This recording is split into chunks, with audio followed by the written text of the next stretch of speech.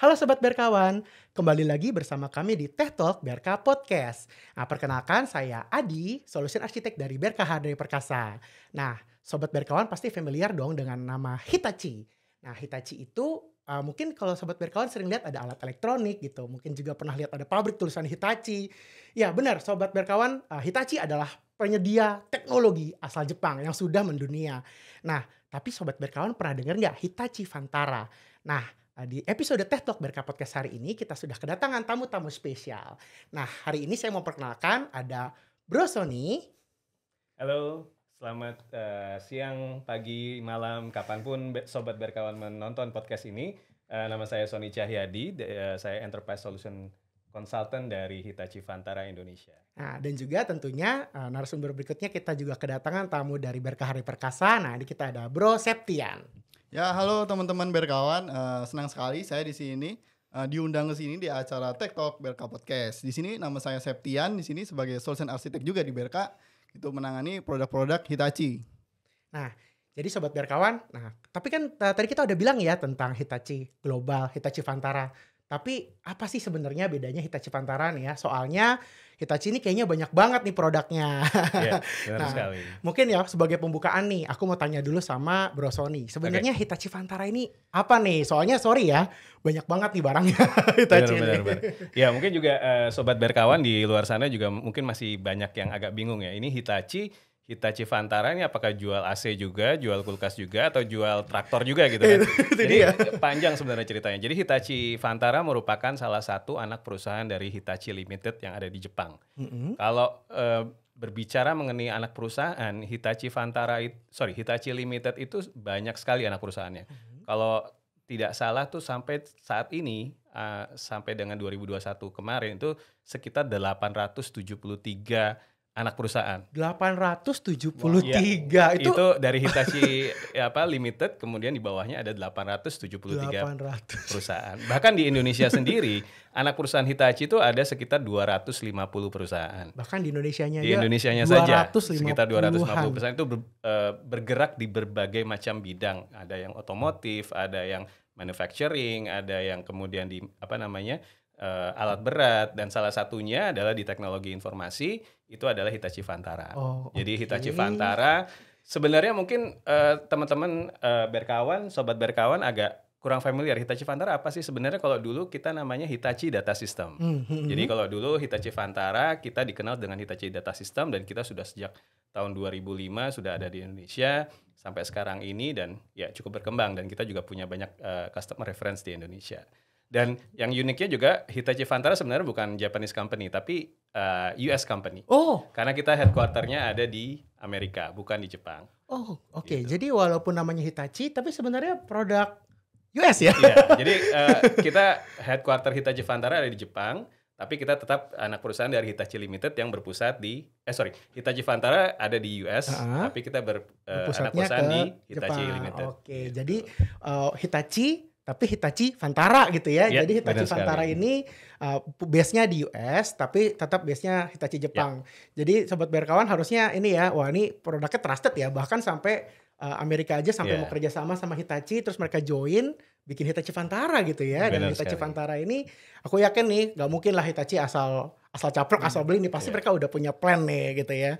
Dan sudah berapa tahun tuh ya? Itu dia, udah lama juga ya di Indonesianya pun udah lama. Kita ya fokusnya memang di teknologi informasi, infrastruktur, dan sekarang juga kita banyak akuisisi company seperti mungkin ada yang pernah dengar Pentaho, kemudian ada yang namanya Waterline Data, kemarin kita juga ada akuisisi beberapa company, dan itu juga memperkuat solusi kita di big data, di data analytic. Nah, kalau tadi kan udah disebut ya, kalau Hitachi dulu Hitachi Data System ya, karena yang aku dengar memang Hitachi Vantara ya sekarang itu memang sangat concern dengan teknologi data dan penyimpanan nih. Nah ini penyimpanan ya gitu.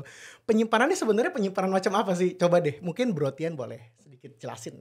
Oke, siap. Nah, kita bahas dulu nih, penyimpanan apa ini? Karena kan ada Hitachi, ada storage. Ini jangan sampai kita ketukar dengan Hitachi kulkas dong. Kulkas, soalnya gue pernah lihat nih kan, di supermarket ada ya Hitachi kulkas. Jadi jangan sampai ketukar-tukar ya. Hitachi Vantara itu hanya untuk produk-produk IT. Kalau kita ngomongin storage, berarti storage yang untuk data ya. Datanya data apa sih? Nah, kita balik lagi nih ngomongin storage. Storage itu apa? kita lihat dulu ke diri kita sendiri sebagai orang awam gitu kan. Kita juga pasti sebenarnya pakai storage. Contohnya apa? Contohnya ya kayak kita punya hard disk, kita punya flash disk, even HP ini kan di dalamnya juga ada SSD kan, which is itu juga disk juga, itu storage juga. Itu kan storage yang sering kita lihat di awam sebagai kita customer gitu kan. Terus ada juga storage kalau misal kita punya di rumah kita banyak keluarga tuh. Terus masing-masing pingin ngelempar data itu ke satu sumber terpusat. Itu ada juga namanya storage NAS ya. Nah, itu kan kita sebagai customer awam pakai, di perusahaan juga ada juga yang pakai namanya NAS. Nah, ada tuh yang terakhir itu namanya SAN. SAN ini storage yang dia itu satu tapi bisa digunakan oleh banyak sekali perangkat komputasi. Nah, itu tuh biasa digunakan hanya di enterprise ya. Kalau di customer awam tuh jarang sih sebenarnya. Nah, itu yang namanya SAN, which is itu adalah enterprise storage. Itulah yang difokuskan dari perusahaan Hitachi ini gitu. Jadi Hitachi Vantara ini fokus di enterprise storage. Oke. Jadi bukannya yang jualan pertama yang pasti udah bukan jualan kulkas ya gitu. Tapi Hitachi jual yang buat consumer storage juga nggak sih sebenarnya yang Vantara ya? Jual nggak sih sebenarnya? Enggak ya. Jadi memang fokusnya di enterprise storage ya. Berarti ada SAN gitu ya. Tapi NAS ada nggak? NAS ada. Oh ada juga ya. Tapi mungkin tetap targetnya buat enterprise gitu ya. Nah, terus bedanya apa sih sebenarnya? Kalau ujung-ujungnya di customer ada, di enterprise itu bedanya apa? Nah, faktor paling membedakan antara level customer seperti kita dengan level enterprise itu pertama adalah kecepatan dan juga kemampuan kapasitas maksimumnya. Kalau kita ya paling kita dikasih hard disk 4 tera juga 5 tahun mungkin nggak habis kayak gitu. kecuali banyak tukang download gitu ya. Iya, kebanyakan download ya. Download film. Nah, tapi kalau perusahaan 4 tera ya nggak cukup. Kita ngomongnya bukan tera lagi, peta gitu kan. Itu kan ngomongin kapasitas. Nah, juga kecepatan. Nah, kecepatan ini sesuai dengan tema kita hari ini dong. Kita kan ngomongin storage-nya Hitachi ini yang unggul dalam kecepatan, ya kan. Nah sekarang saya mau nyolek Om Sony ini. Gimana? Istimewanya ini seperti apa sih gitu kan? Kecepatannya dari storage-nya Hitachi ini. Oke, kita menarik kalau kita berbicara mengenai enterprise storage ya, karena enterprise storage kan kebutuhannya ya kita balik lagi ke enterprise, perusahaan enterprise gitu. Nah, kalau di enterprise storage biasanya ada 2 parameter yang menentukan bisa dibilang kecepatan. Jadi kecepatan sebenarnya apa sih gitu?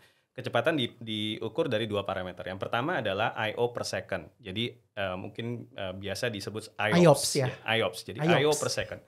I/O per second adalah di mana seberapa kemampuan si storage itu menghandle proses input dan output dalam 1 detik gitu, secara bersamaan gitu. Jadi seberapa besar transaksi yang dia bisa handle dalam 1 detik, I/O per second. Itu diukur dalam 1 detik.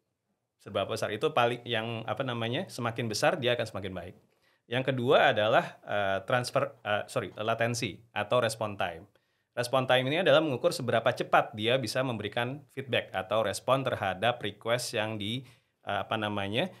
diminta oleh aplikasi atau oleh user gitu kan. Jadi kayak gini ya, misalnya aku mau tulis data, terus si storage-nya gitu ya, itu menyetujui atau mau mulai nulis, nah itu respon time ya. Iya, itu respon time. Kalau IOPS itu berarti IOPS itu adalah banyaknya transfer atau proses yang dia bisa handle dalam 1 detik. Oke. Jadi kayak misalnya aku mau ngirim data, misalnya datanya berapa data yang bisa masuk ke dalam storage itu ya. Gitu. Jadi kalau IOPS adalah semakin besar semakin baik. Kalau respon time semakin rendah itu semakin baik. Ya karena gitu. Berarti lebih cepat ya, lebih cepat responnya. Mungkin kita minta sekarang baliknya 1 jam kemudian. Nah, itu udah basi ibaratnya kan gitu. Takutnya kan bisa banyak, soalnya kan banyak yang orang klaim ya jutaan IOPS gitu ya, terus tapi respon time-nya B aja.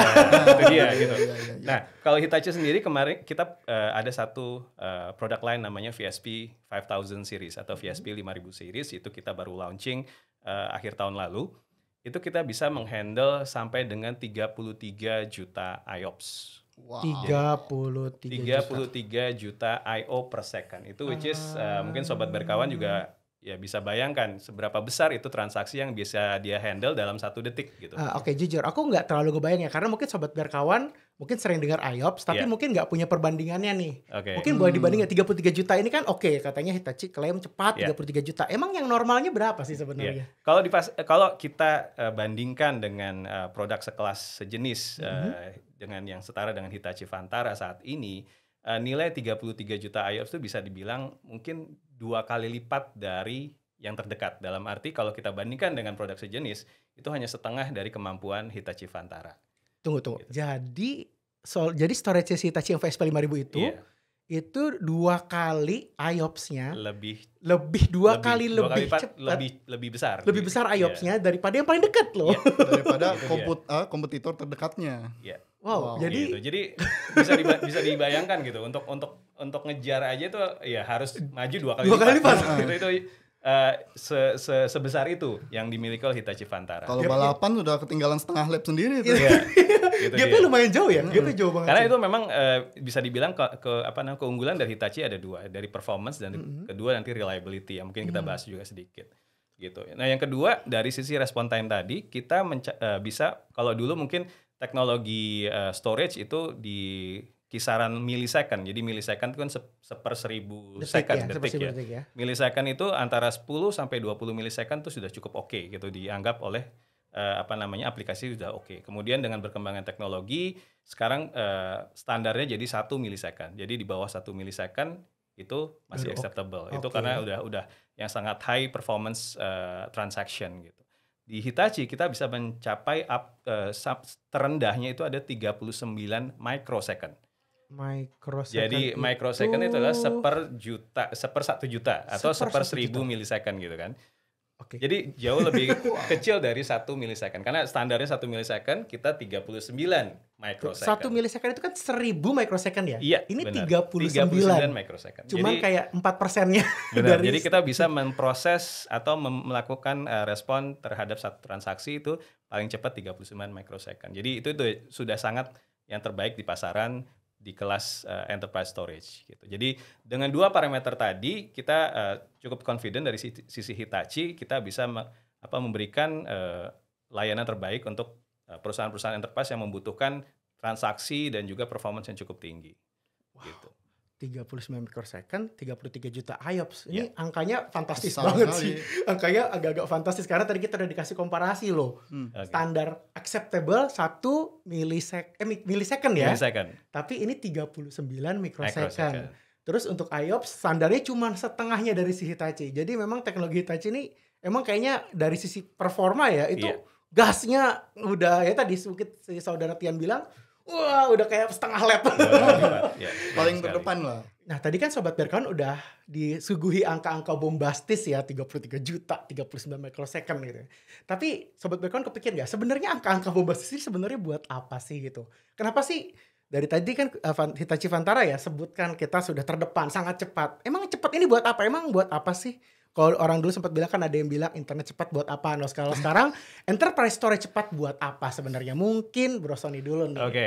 Jadi banyak sekali use case-nya. Jadi kita selama ini banyak customer kita atau mungkin salah satunya di Sobat Berkawan juga udah memiliki atau menggunakan produk enterprise storage Hitachi di perusahaannya.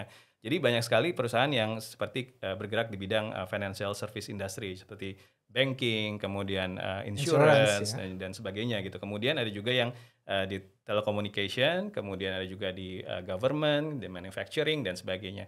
Dan use case-nya adalah karena banyak sekarang customer atau perusahaan itu ingin melakukan konsolidasi. Jadi dulu mungkin dia ada satu aplikasi saya beli satu storage, satu aplikasi saya beli satu storage, satu aplikasi saya beli storage. Ya, ya, jadi sendiri-sendiri. Jadi ibaratnya karena dulu kan mungkin ya budgetingnya agak susah kan, harus dipisah-pisah gitu. Terus juga mungkin kok pikirannya tuh ya udah urus sendiri-sendiri aplikasinya gitu sekali. ya. Jadi storage sendiri-sendiri nggak mau gabung. Benar. Jadi tapi kemudian setelah mereka udah beli, orang operation jadi teriak, halo, saya harus memanage 100 storage. Ini kalau ada 100 aplikasi, berarti saya harus manage 100 storage. Ini kalau ada yang issue atau ada yang ada problem gitu, saya nggak tahu nih di rak yang mana storage-nya gitu kan. Ibaratnya jadi mereka sangat kesulitan untuk memanage-nya. Jadi banyak yang sekarang melakukan konsolidasi. Jadi storage consolidation di mana pastinya ketika kita melakukan storage consolidation, kebutuhan untuk high performance itu langsung meningkat. Dalam arti, oke, kalau saya satu aplikasi mungkin saya butuh mungkin cuma 10.000 atau 100.000. Tapi kalau saya butuh ada 100 aplikasi berarti harus saya kali 100 gitu kan. Ya. Which is itu dengan angka 33 juta IOPS. Mungkin di Indonesia nggak semuanya butuh segitu. Tapi di worldwide itu banyak yang mungkin mereka dengan model yang paling besar mereka beli 3 sampai 5 unit Wow. untuk kebutuhan mereka gitu dengan kebutuhan aplikasi yang sangat besar tadi gitu. Dan kelebihannya bahwa kita juga dengan 33 juta IOPS itu nggak langsung ujuk-ujuk kita harus customer harus beli 33 juta IOPS, enggak. Kita bisa start dengan yang kecil mungkin dengan 5 juta IOPS bahkan lebih kecil dari itu. Along the way kita bisa pay per use. Jadi pay as you grow, dengan kebutuhan aplikasinya kita bisa semakin berkembang gitu. Dan aplikasi sangat banyak kayak internet banking, kemudian kayak telecommunication, e-billing dan sebagainya. Dan itu juga karena dia kebutuhannya adalah untuk menghandle transaksi yang cukup besar, jadinya adalah IOPS dan respon time tadi jadi sangat penting gitu sih. Ya, jadi kalau aku sedikit simpulin ya berarti Iya. memang kebutuhannya ya. Jadi Benar. kebutuhannya itu memang sudah kencang. Tadi ya mungkin pertama Iya. dari konsolidasi. Iya. Terus tadi juga aku jadi kepikiran juga kan sekarang modelnya bisnis ya. Iya. Itu udah mulai go to digital. Tadi Iya. kalau sebelumnya ya tadi mungkin bisa kita bikin aplikasi sendiri-sendiri, story sendiri-sendiri. Kayaknya kalau sekarang nggak bisa karena datanya semua udah belibet nggak sih gitu ya. Benar. Gabung Kalau udah- semua. Iya, karena datanya gabung semua ya mungkin ya. Jadi kita butuh storage yang emang lebih besar, Iya. lebih powerful juga, dan tentunya performance-nya ya tadi mungkin Oh, angka iya. 33 juta kalau di yang global masih Iya, benar. Bahkan perlu 5 ya. perlu 5 ya. Jadi Dan satu lagi saya tadi juga lupa bilang, kita perlu highlight juga karena tadi kan kecenderungannya adalah kita mengkonsolidasi. Ibaratnya jadi ada satu resiko di mana customer mikir, oke, kalau saya punya 100, kayak ibaratnya kita harus put lot of eggs in one basket gitu kan. Jadi kita ibaratnya resikonya semakin besar. Kalau ada kenapa-napa ini jadinya akan impact ke 100 aplikasi tadi gitu. itu Nah, dia. itu jadinya kita punya juga selain performance, kita juga memikirkan mengenai reliability dan juga availability. Reliability Nah, dan itu availability. Salah ya. satu yang mungkin cukup terkenal dari Hitachi karena kita sudah punya lebih dari 20 tahun adalah 100% data availability guarantee. 100%. 100%. Jadi di mana kita make sure bahwa kalau customer mengikuti best practice yang ada di Hitachi, Sobat Berkawan juga nanti bisa lihat dokumentasinya, nanti kita bisa share, di mana ketika kalau kita mengikuti best practice tersebut, kita bisa mendapatkan 100% data availability guarantee, di mana data yang kita simpan di storage Hitachi itu kita bisa jamin tidak akan hilang, tidak akan korup, karena kita punya multiple ways of method untuk melakukan data protection di storage Hitachi. Dan itu sudah berlangsung 20 tahun lebih. 20 tahun 100% data nggak hilang, dijamin. Jadi udah TNC. tepat, Iya. tapi safety juga. Iya. Istilahnya kan lu bawa mobil kenceng-kenceng kalau nggak pakai seatbelt apa gunanya ya kan? Nah, Jadi benar sekali. kencang Jadi- iya, aman iya juga. Ya, dan kita juga melakukannya itu data protectionnya tidak hanya dalam satu site, tapi kita juga multiple site sampai dengan 3 data center. Kalau misalnya mengikuti, ya itu kan best practice ya, Iya. biasanya kita punya DC, punya DRC, dan dari Hitachi itu punya berapa persen? 100% 100%. data availability guarantee. Tapi TNC-nya harus mengikuti best practice ya Sobat Iya. Berkawan.